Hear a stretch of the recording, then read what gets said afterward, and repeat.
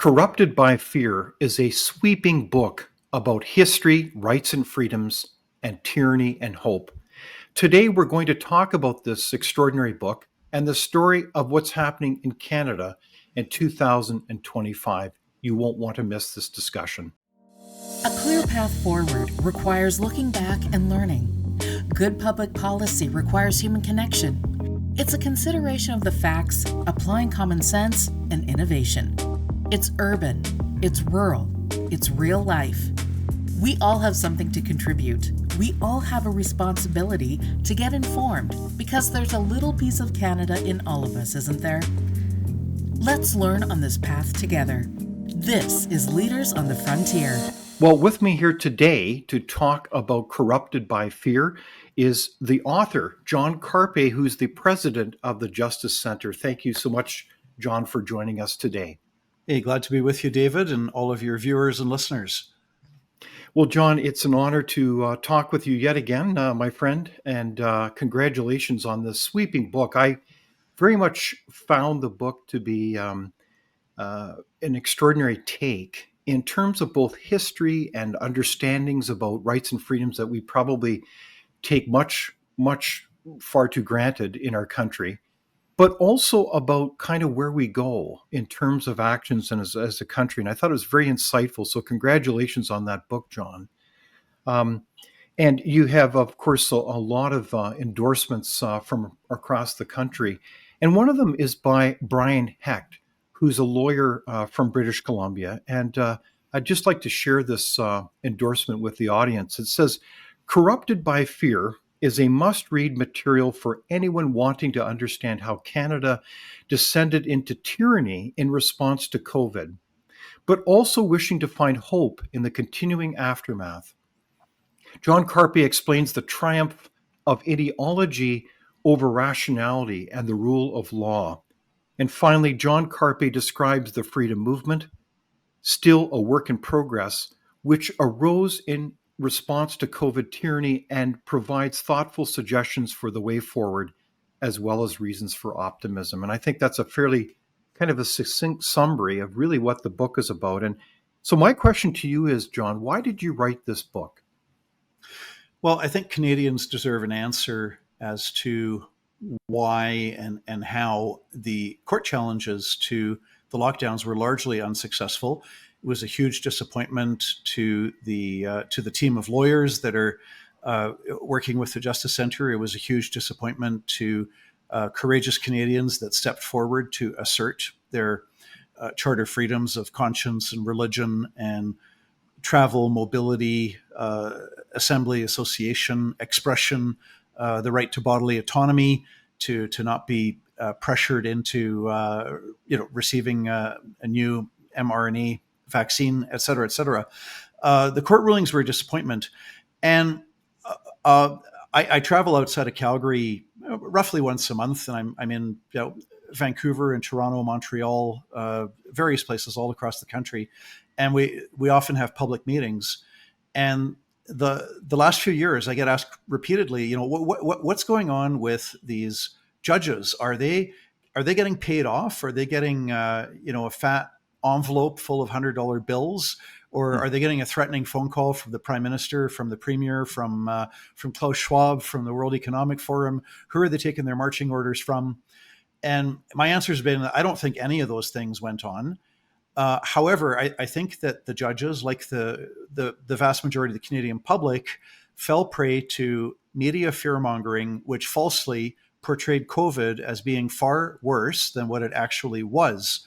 And even early on, you look at the all-cause mortality, COVID was not decimating the population in the way that it would have had to do if the media was correct and it was the worst pandemic in a century, which it wasn't, et cetera, et cetera. And so I think that the judges, unfortunately and inexcusably, I would say, fell victim to this fear mongering.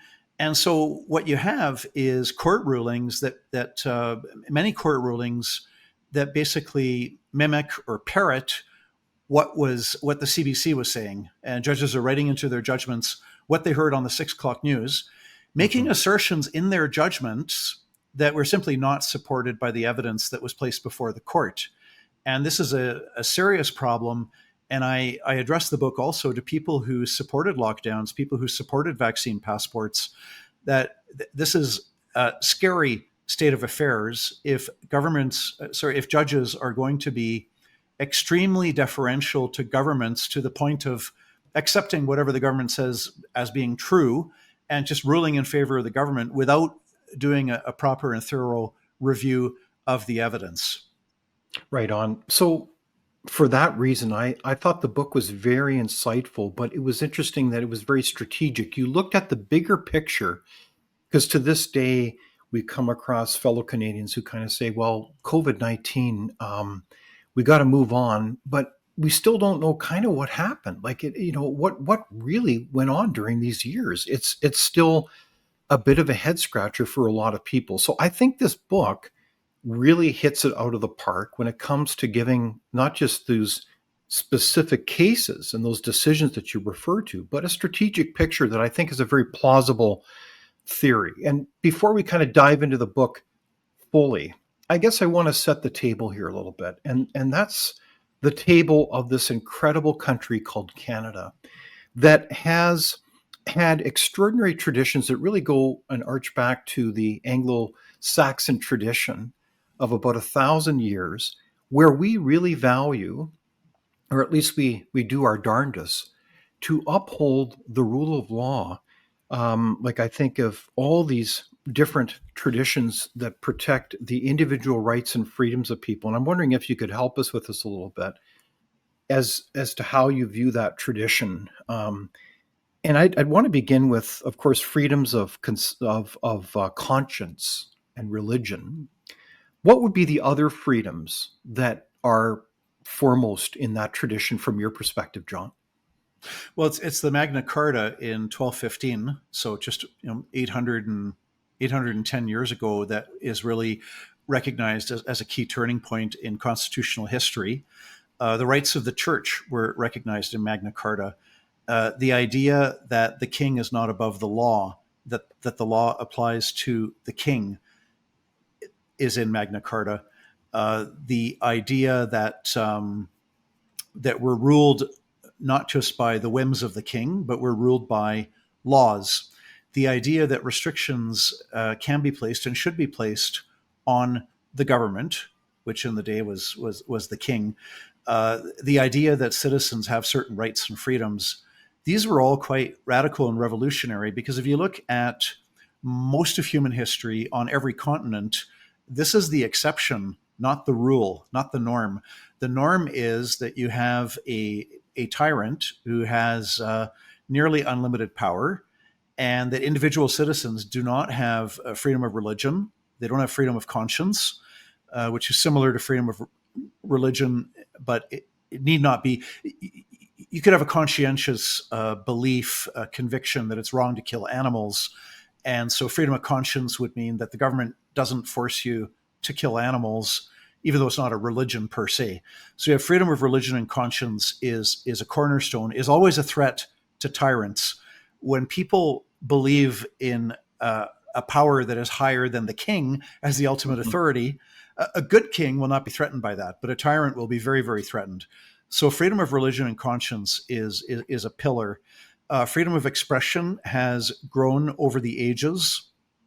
Currently, it's in a place of retraction and regression when you see things like the Online Harms Act. But freedom of expression is incredibly important for the advancement of science, where you have frank debate and honest exchange of ideas. Freedom of association, that you can meet and hang out with or not hang out with whom you please.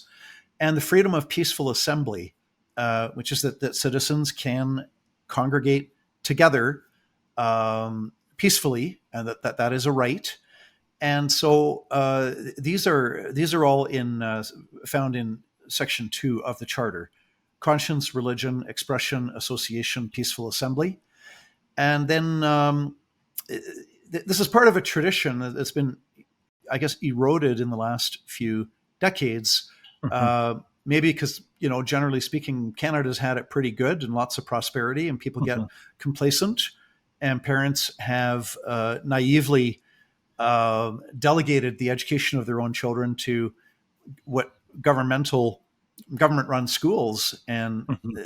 initially that didn't bring about terrible results, but over the course of decades, you get this cultural shift where high school graduates really don't know how to think or reason or debate, Mhm. and history is not taught. But we have a very proud tradition that we need to revive and rekindle if we are to avoid slipping into permanent tyranny. Exactly. So, this incredible tradition, this Canadian tradition that goes back some, 800 years, 1,000 years, is critical to our civilization. Everything is on the table when it comes to preserving and ensuring these rights and freedoms occur, not the least of which is, I would argue, not only our prosperity, our ability to innovate. If you don't have freedom of speech or the healthy debate, you really can't innovate as a society, and nor can you really be human. I mean, surely this is at the heart of the matter. And so, this is the way we as a society work together to create something which is better, working together to build a better society. And I was very much struck by your book, John, because I know something about your own personal history as a family coming from difficult times out of the Netherlands during World War II. But you talk about fascism, the Nazis, and I think it's a very interesting concept that you basically said we need to learn lessons of history, including what fascism was about. So, can you tell us why you chose to go there? Like, surely, or are we being too dramatic by referring to fascism? What is fascism here? Well, the first quarter of the book goes into uh, the history of Nazi Germany, with a particular emphasis on how Hitler and the National Socialists used fear to acquire power and to maintain power. And there was a kernel of truth in their fear mongering. The Germans were rightfully afraid of communism. They'd seen the horrors that communism had perpetrated and was perpetrating in Russia or in the Soviet Union. And so Germans were rightfully afraid of communism. And Hitler played on that, sold himself to voters as the most ruthless, most effective anti communist. And it goes through, a lot of people don't know that the National Socialists were very popular in Germany. They were the largest political party. They had 37% of the vote in the 1932 elections, rose up to 43% a year later. And so we look at the corruption of the legal profession. You might have hoped that maybe lawyers and judges and law professors would stand up for, advocate for individual rights and freedoms. Germans not being tyrannized by their own government and put into the Dachau Mhm. concentration camp. Such was not the case. The lawyers and the judges embraced National Socialist ideology, and they use the legal system to promote that ideology, even in cases where it was contrary to the written law. So, for example, the landlord-tenant legislation in Germany did not allow a tenant to be expelled on the basis of race. But when a German landlord would expel a Jewish tenant, the Jewish tenant would lose in court, and the judge would actually say, well, the Residential Tenancies Act doesn't expressly provide for the expulsion of Jewish tenants. However, National Socialist ideology says that this is an important objective. We cannot have the mixing of the races. And moreover, those apartments will become available to Germans. And so they even ruled against the written law to advance an ideology.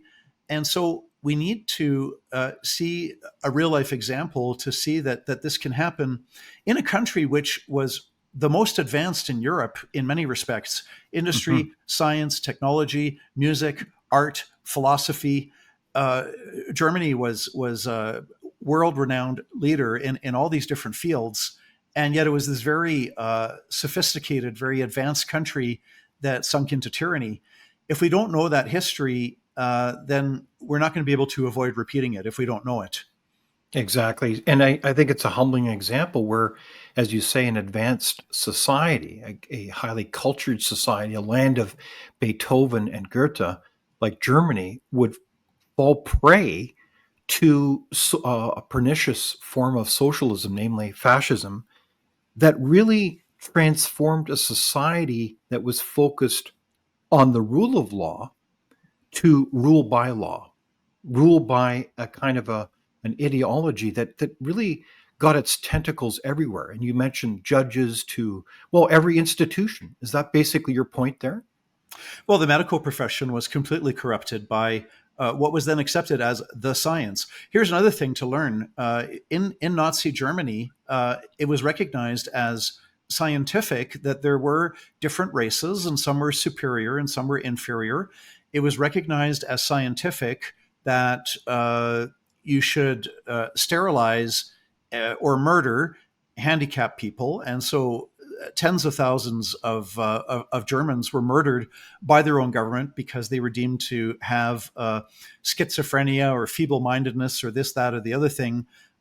Many were murdered. Many more were sterilized, and this was done with the support of experts and scientists. And so this is really interesting when you look at the history of Nazi Germany. How, if you try to disagree with the ideology, one of the things that you would be told is that you're anti-science. These government policies are supported by science. This is scientific. That was always the rhetoric that the National Socialists employed in Germany in the 1930s.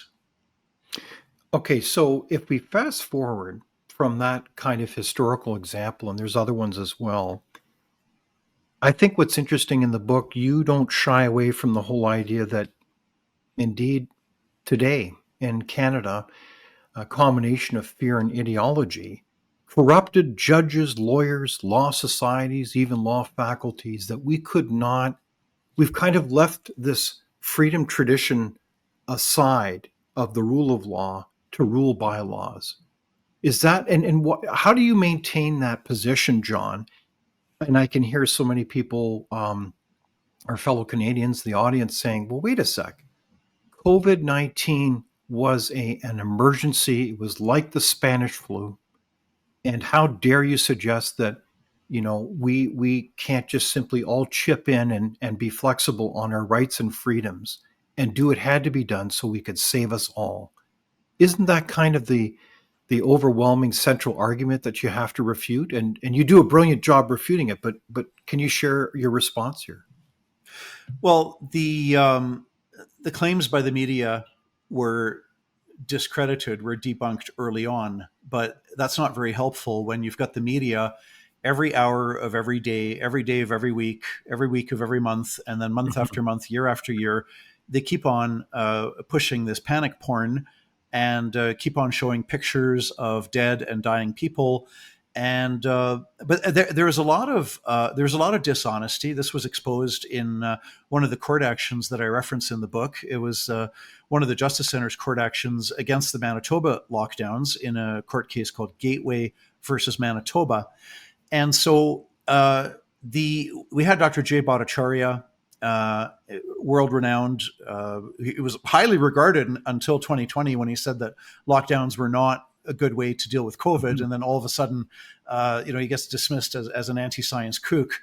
But prior to 2020, world-renowned scientist, Dr. Jay Bhattacharya, as well as Dr. Joel Kettner, who was a former chief medical officer of Manitoba, between the two of them, they just eviscerated the case for lockdowns. One of the issues that they tackled was PCR testing.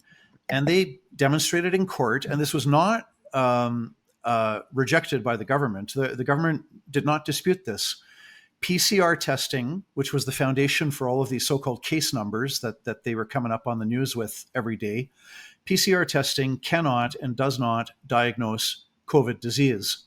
PCR testing is the gold standard for detecting a viral remnant in a person. And so you could have had COVID and recovered, and you've got viral remnants in your system, and you can run a PCR test. And whether you test positive or negative on a PCR test depends on how many times the remnant is doubled or amplified. And so when it's amplified more than 40 times, you get close to 100. Everybody will test positive for COVID, even if it's somebody that's recovered from COVID, but they still have viral remnant, in their nose or at the back of their throat. And so we completely debunked the PCR testing in court. The government did not disagree with this, but then the judge went on to rule without an explanation. He said PCR testing is a valid basis for imposing lockdowns on people. It's just absurd. So we go through that chapter by chapter, looking at the evidence that was presented before courts in the different cases. And I've written it very much in a layman's style. You don't need a law degree or any other degree to read it. I think I've already had several lawyers have read it and have found it very interesting and have written reviews that are on our website. So lawyers will definitely find it interesting, but it's written in a way that anybody can. You don't need a law degree to get through the whole book from cover to cover. No, it's a stunning book because it is very readable. You can read through this and you use so many examples by example, and it's all there in plain language, how you, as you say, decimated the government's arguments for these lockdowns or infringement on rights and freedoms. And it's almost like the court did not want to hear the evidence. Don't confuse me with the facts. It is truly bizarre. And I think that's why this book will be quite a revelation for Canadians who will say, gosh, I can't believe this happened in our country. So can you give an example of this case where what's really happening here with these judges? Or is it just kind of are they fearful that somehow they might lose their job if they'd actually do their job to look at the evidence and rule contrary to the government? What's going on there in your speculation? My thesis, and it remains a thesis, it's not a fact, insofar as I don't know what's going on in the hearts and minds of judges. I don't know, right? But the book arose in part because people are saying, well, are they getting thick wads of $100 bills, or are they getting threatening phone calls from the World Economic Forum? No. So what's going on with these judges? My thesis is that they they bought into the fear. They fell prey to the fear. And successful fear mongering always has a kernel of truth, right? So the National Socialists in Germany, they used fear of communism, and that was a legitimate fear. It wasn't invented. I mean, the Communist Party in Germany at one point had 17% of the vote. It was not some little fringe party that got, 0.1% of the vote. 17% of the vote, and a powerful force to be reckoned with. And there were strong communist parties in many countries in Europe, and they were in power in Russia. And so there was a kernel of truth in the fear mongering. So here, with the COVID fear mongering, there was a kernel of truth in that COVID was real. COVID was a serious threat to elderly people in nursing homes that were already sick with, cancer, emphysema, heart disease, dementia, et cetera, et cetera. And so you have another truth, is that we should love our neighbor and we should take reasonable steps to protect our neighbor, which is why, if you're really sick, you've got a runny nose and you're sneezing and you're feeling, if you've got the flu, you stay home from work. You don't go into the office and spread it to everybody else. So you take the truth that COVID is real, that COVID is a serious threat to a relatively small part of the population, but it is a real threat to some people. We should love our neighbor. We should take reasonable precautions to protect our neighbor. These are all truths. But the fear mongering made the false claim that COVID was going to be like the Spanish flu of 1918. That's what Dr. Neil Ferguson of Imperial College London said. Jason Kenney, the Premier of Alberta, compared COVID to the Spanish flu of 1918. And so you get this fear mongering to a disease that was literally 100 times, if not 1,000 times more deadly than COVID. And then you've got the slanted coverage where the media mentions only COVID deaths. They don't mention the fact that all through the years of lockdowns, cancer, heart disease, and stroke still remain the three leading causes of death. And COVID didn't change that. The media does not inform the public of the fact that all-cause mortality is not rising.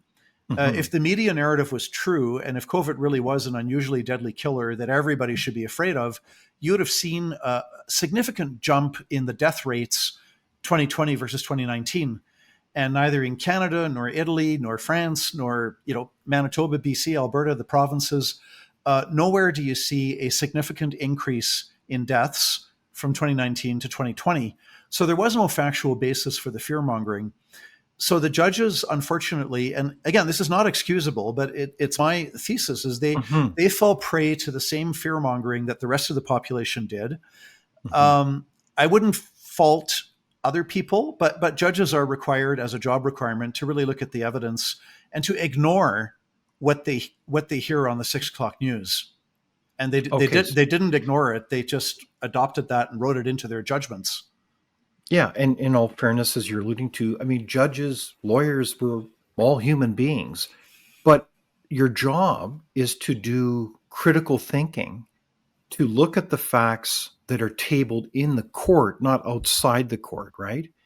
And just because some media player that tends to appeal to something that's sensational, the old saying, "What leads, or pardon me, what bleeds leads," is not good enough to take into consideration. But you have to really weigh in on the facts presented within the court. So I guess I'm wondering, and it's interesting in the book, you talk about the danger of intellectual laziness and other lessons worth learning. What did you mean by intellectual laziness? So one of the chapters references a cabinet minister in Hitler's government, so Nazi cabinet minister by the name of Albert Speer, and he wrote this very thick tome. I I read 90% of it. It's quite dense, very informative, quite interesting. And he talks about his, most of the book is about his experiences as somebody working side by side with Hitler throughout the Mhm. war, cabinet minister. And he talks about how he first joined the Nazi party in 1930 or 31, and he talks about going to a mass meeting and he is mesmerized, and Hitler is just this very powerful orator, and he plays Mhm. on emotion, and it's like he hypnotizes the whole crowd.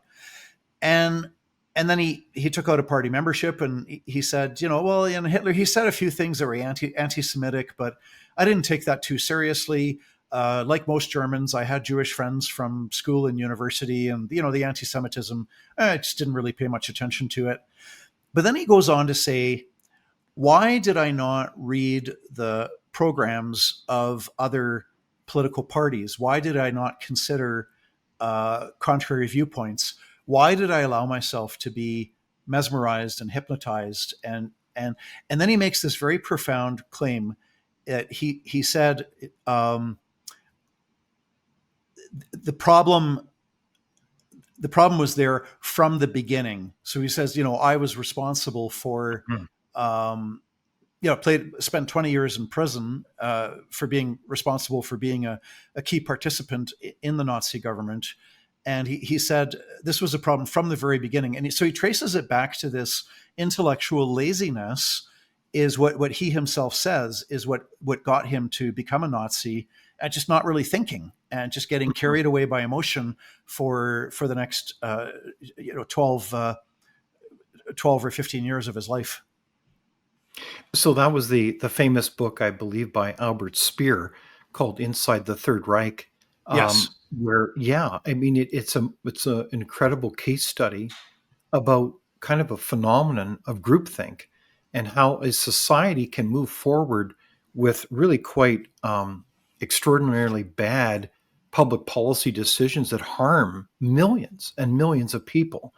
So in this case, were you saying that also intellectual laziness kind of confronts us as Canadians, because so many of us would have went along with what seemed to be a caring message? I mean, as Canadians, I think we have personalities that most Canadians are very nice people. They care about their neighbor. They want to be part of the solution. And I think that, if you had the leadership class by and large with the media saying, in order to be caring and a good person, you're going to do this, this, and this, and comply with all these lockdowns, even though they did tremendous harm to the rest of society, including children who really had almost little risk of these issues. Um, so, are there good examples that you use there that you'd like to highlight? Well, uh, the commonality with fascism that you referred to earlier, it's getting all of society united behind a grand national project.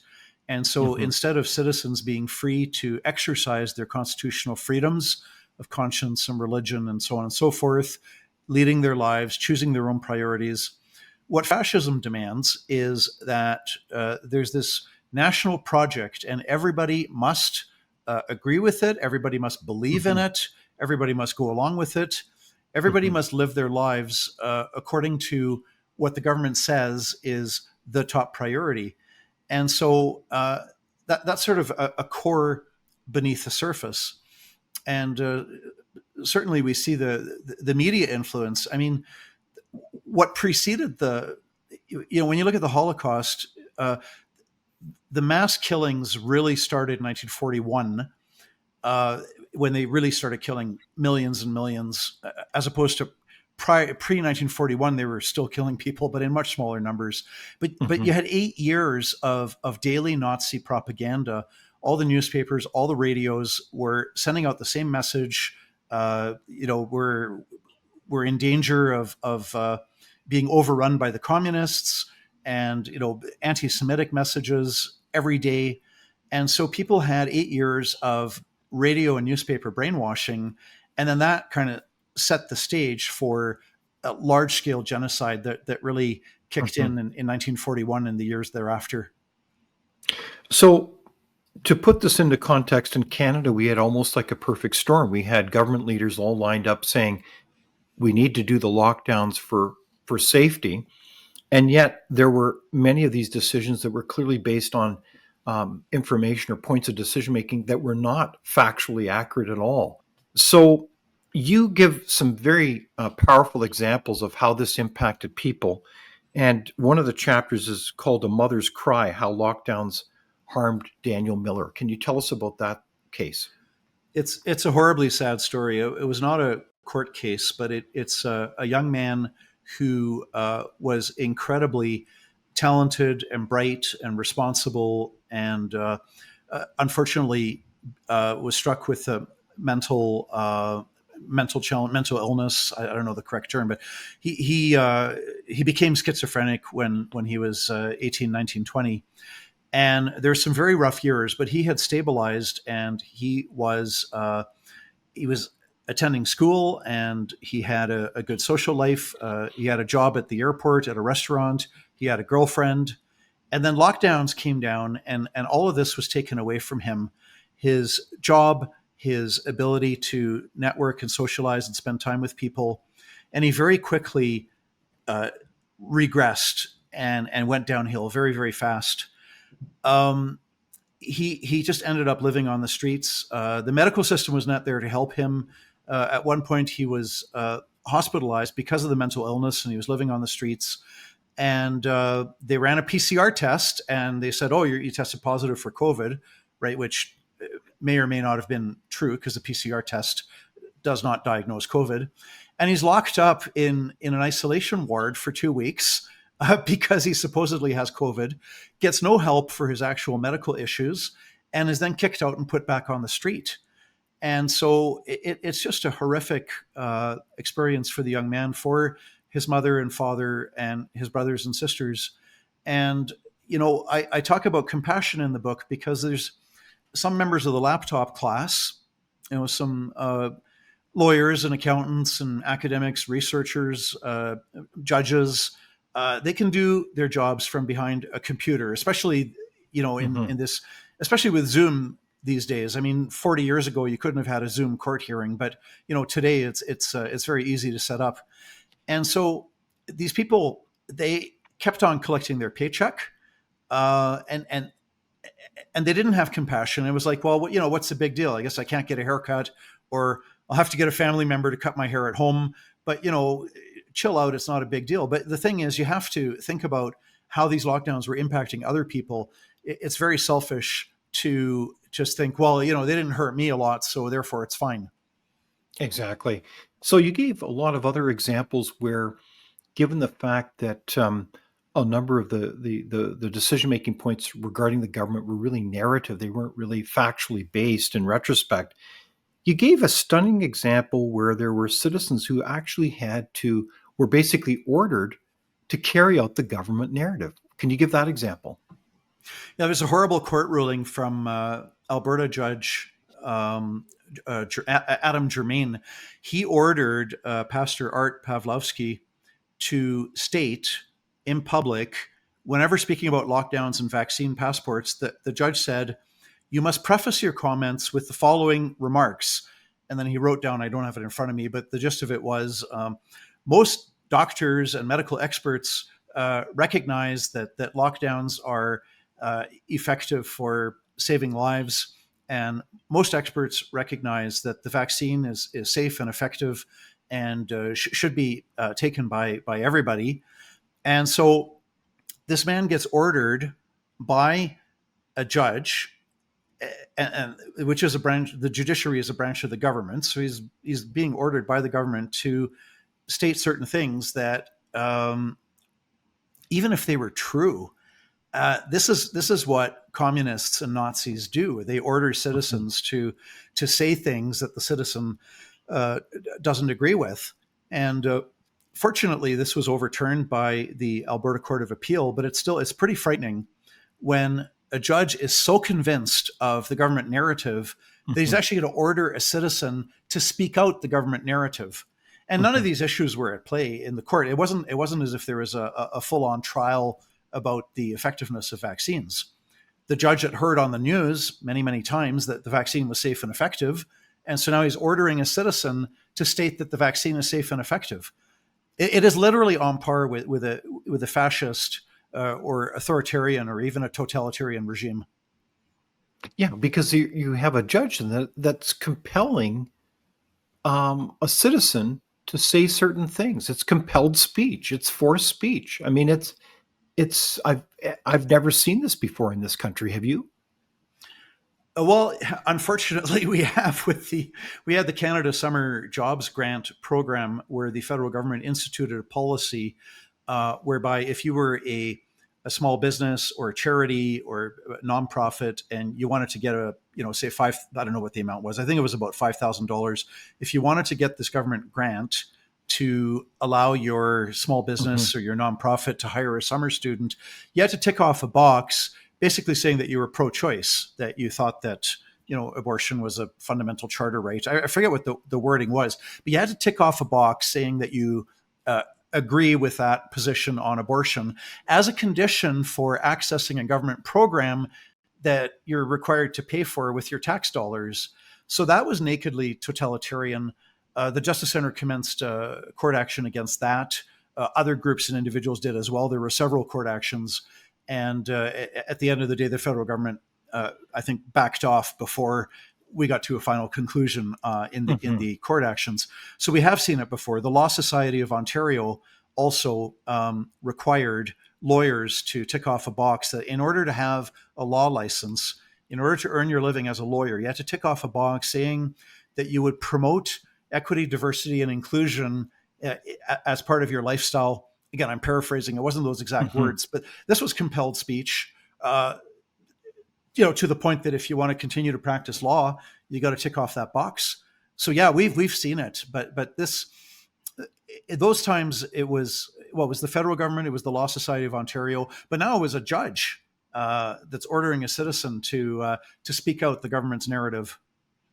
It really is very powerful in your book, how you give example after example, where the courts on the whole, not all of them, but generally didn't really rise to the occasion of doing their job and being independent, of looking at the facts and evidence and really weighing in and saying with a critical eye, is this respecting the law and the individual rights and freedoms of people, and looking at the facts and science. So it truly is an example of a train wreck. And I think that's where you credibly table your point in the book, which is this is kind of the emergence of a modern form of fascism. Is that what you're saying, John? There's chapter 16 is the fascist elements of the lockdown regime. And I go through some of the basic characteristics of fascism, forcing all citizens to take part in a grand national project, shutting down of parliamentary debate. We saw that when you've got the chief medical officer issuing decrees like a medieval monarch and saying, I decree that everybody in this province, has to stay at home or can't go to church, your kids can't go to school, et cetera, et cetera. And there was no democratic debate. There's nothing debated in Parliament or in a provincial legislature. And you have these unelected, unaccountable chief medical officers proclaiming new laws into force at news conferences. That's just a total breakdown of parliamentary democracy. The other fascist characteristics is always an appeal to emotion. You see this with the media propaganda where they keep on showing you pictures of dead people and dying people and keep on talking about COVID case numbers, which again is not reflective of the number of people who are sick with COVID, but COVID cases.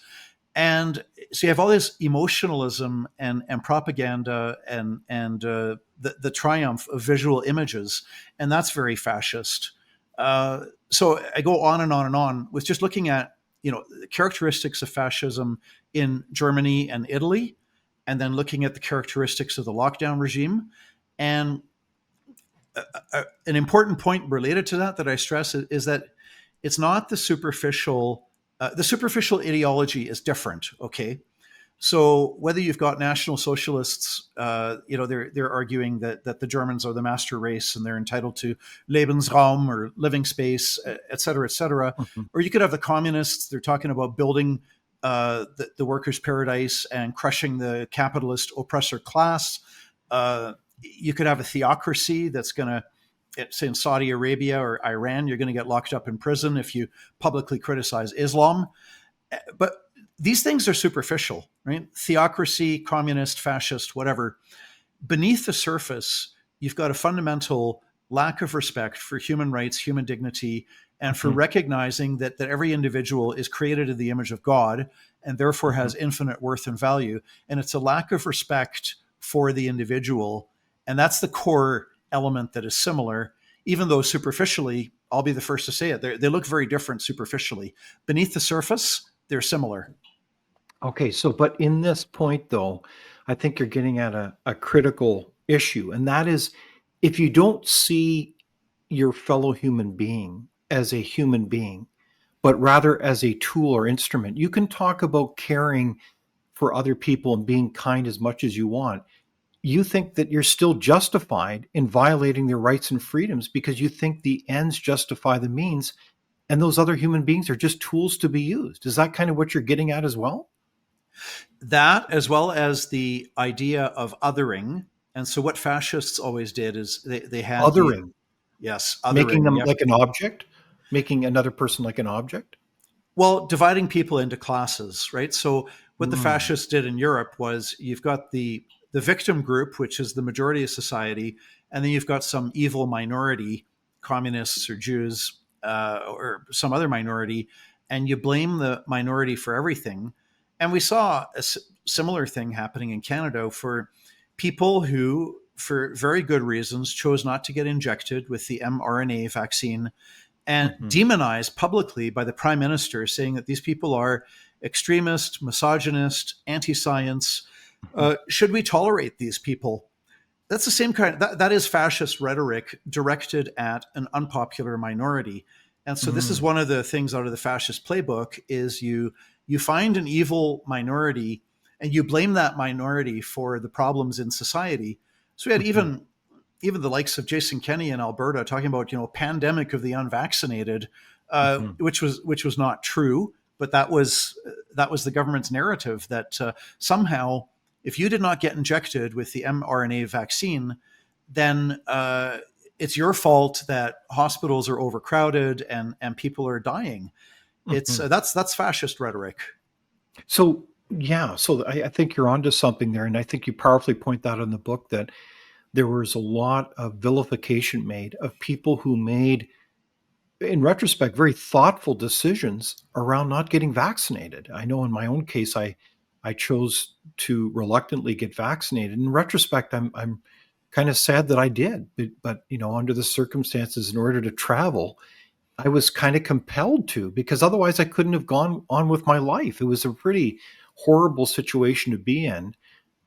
These are things that impacted everybody in our society, wasn't it, John?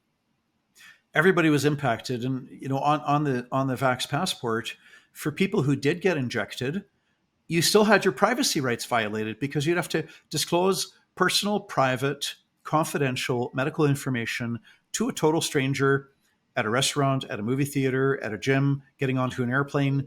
You've got to disclose personal, private medical information. So everybody was dehumanized by the process.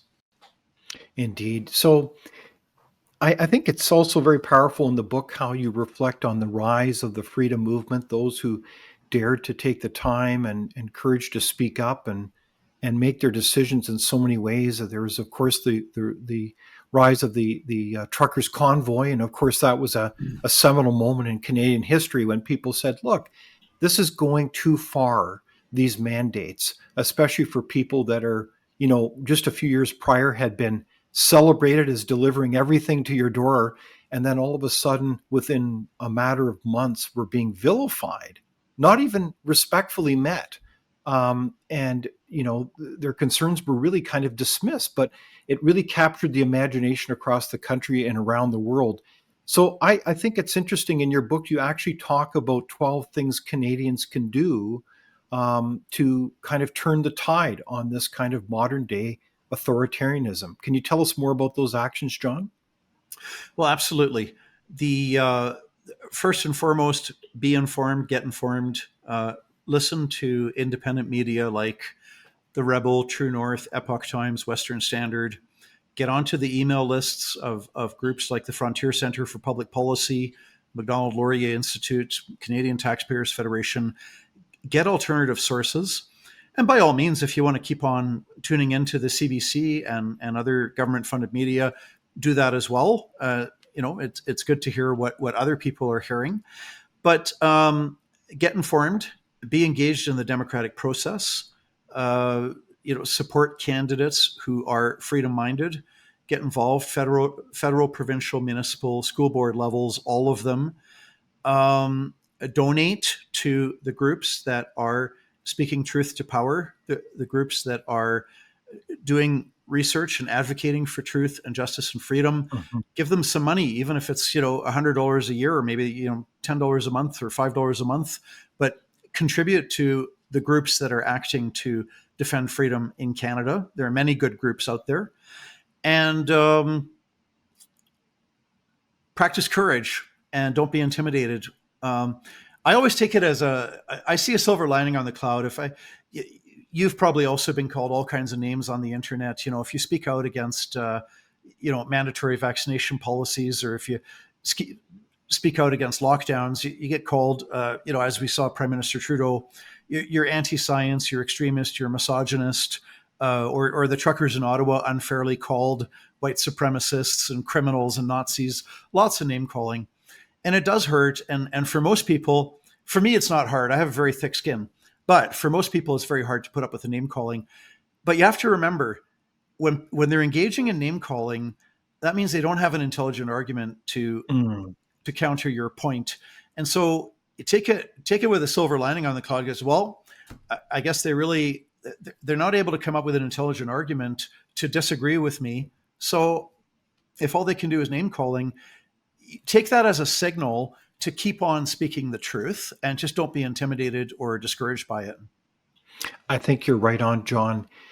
This is a fine book because you also challenge each and every one of us as Canadians to get involved, but to think critically about these issues. And I think that is such a wise point. If someone's just going to call you a name, they're not making an argument, which is a huge signal that we need to have real discussions and real debates, not just simply label people an enemy, and to be able to sidestep the real issues that are at stake in this country.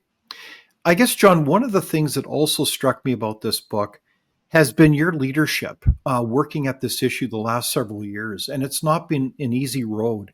Can you tell us more about the kind of, frankly, personal costs that you've paid as you've gone through this journey on behalf of the Justice Center? I mean, you've done incredible work and your team to try to uphold the rights and freedoms of Canadians, but it hasn't been easy, and you've also paid a price. Can you tell us more about that? But I'd rather talk about the much higher price that other people have paid. Honestly, the lockdowns for me personally were not that hard. My wife and I have 4 kids. Since lockdowns were imposed, I mean, 2 of them are now, past the age of 18, but it was not that difficult for me personally. I got no pressure. My employer did not pressure me to get injected or threaten to fire me. The people that I feel the most for are people like Daniel Miller, the young man with schizophrenia whose life was just destroyed by lockdowns. People who got fired from their jobs because they didn't want to get injected, and just went through massive poverty and financial stress for months or years on end. Students that got kicked out of university, even people they were in their last 4 months, their last 8 months of their degree, they'd incurred student loan debt, and they want to finish their degree and put it to work, put it to use and start working, kicked out of university by colleges and universities that are supposedly devoted to science. And there was zero evidence at the time, by the way, that the vax was going to stop transmission. There's no evidence. So I'd say my personal suffering, even if I include getting locked up in jail for 23 hours, even there, it's far, far less than what so many other people have experienced. But it is very inspiring, your example, John, and that of so many other Canadians who dared to speak up. And I think that made a huge difference, because it's very easy to be like sheep and all go over a cliff, so to speak, just because it's part of being part of the group. And I think that's a huge problem in any situation. So I think one of the things that you make as one of your final points is that this study of how COVID-19 was managed is critical because it does relate to ideology, not just for one particular issue, but potentially for all kinds of other issues, whether it's how governments want to pursue agenda regarding climate change or diversity, equity, inclusion, a kind of ideology. It's, again, an example where ideology leads the way and our thinking is left behind. So can you tell us more about that concern that you articulated in the book? Well, the triumph of ideology over facts. I mean, that's been a big problem. The other examples, your point is valid about trying to learn from this. Like, the scary things for the future are, okay, so what are we going to do if politicians take away our charter rights and freedoms? Let's say our right to travel, and they say, well, we're in a climate emergency, and there's going to be a climate holocaust, and so everybody has to be confined to 15-minute cities. We're going to put restrictions on your car usage. You can't fly on an airplane. You can't fly south in the winter to enjoy a holiday in Mexico or Florida, because we've got this emergency. I mean, do we want judges to just rubber stamp what the governments are saying and say, well, the government said there's a climate emergency, and the government said that its measures are very necessary and very effective, so I'm just going to approve these violations of charter rights and freedoms? That would be horrible. One of the things to learn from history is that tyrants never take away your rights and freedoms without providing also a nice sounding pretext. And so it's about public health, it's about security, it's about safety, it's about stopping the terrorists, it's about stopping the fascists, it's about stopping the communists, it's about public health. It's always a pretext that is proffered. And if you don't know anything about history, you're going to fall prey for that. And you're going to go, oh yeah, they've got a really good reason. No, they don't. But if you don't know history, you don't see the pattern. Exactly. Just as people say, and throughout history, authoritarians have always said, we're doing this for your own good. Yeah. So let us come together and learn from your book, John. It's been delightful to talk with you, and it was very moving. It's interesting how you dedicated this book to a person named Alida Maria Carpay. Why did you dedicate it to your mom? Because she loved truth and justice and freedom. And she was a retired nurse, and looked around and was just astounded how everything that was known about viruses was just tossed by the wayside, and people were following utterly unscientific policies, and people were just believing everything on the CBC. And she was appalled and disappointed and shocked. And she was a great fan of the Justice Center, and could say, well, maybe that's because her son was running the place. But I think even if I wasn't running the place, I think she would have been a great supporter of the Justice Center in our work.